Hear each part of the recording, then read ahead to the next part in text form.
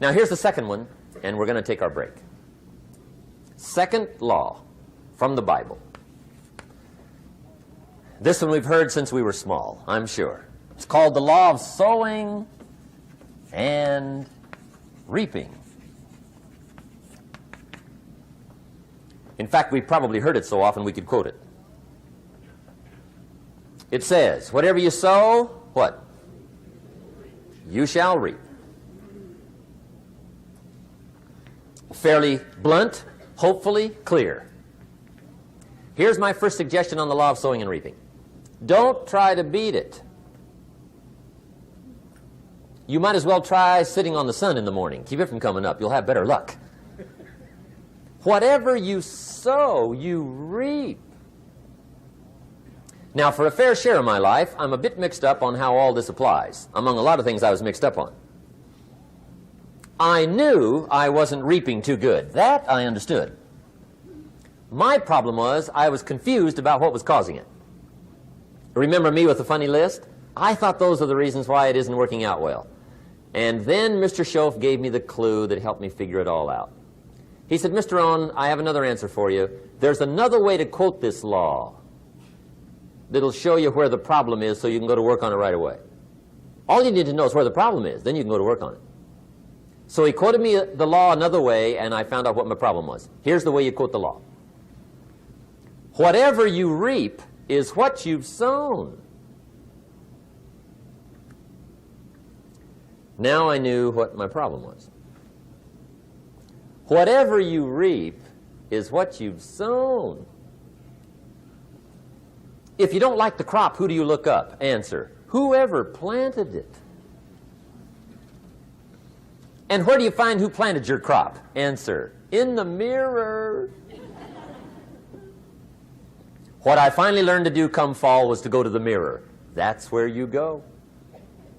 And if necessary, you say, a few skinny carrots?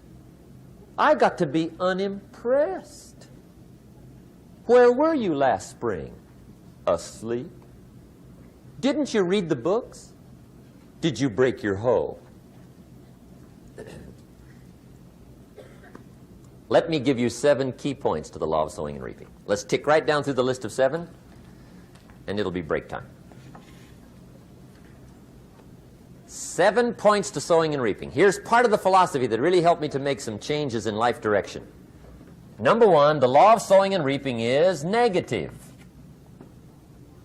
That's number 1, which simply means if you sow bad, you reap bad. Now, this is kind of 3rd grade, but it doesn't hurt to go over the basics. If you plant thistle seeds, you don't get pumpkins. Honest, no use looking for pumpkins. John says, how come no pumpkins? Come on, John. The law's negative. That's how come. Now, here's number 2. The law's positive, which simply means if you sow good, you reap good. If you plant pumpkin seeds, you don't get thistles. Not from pumpkin seeds. Mother Nature won't pull tricks on you over in the corner snickering and pushing new thistles and you planting pumpkin seeds. She won't do that.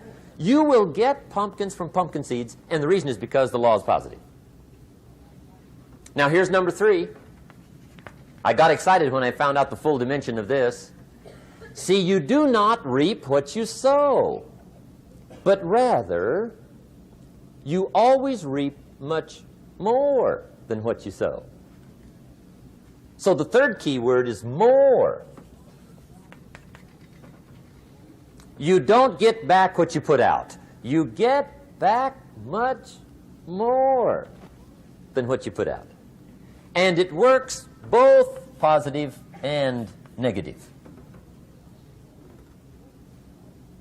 On the negative side, it said, if you sow to the wind, you reap the whirlwind. So you've got to get ready for that, or you will be naive.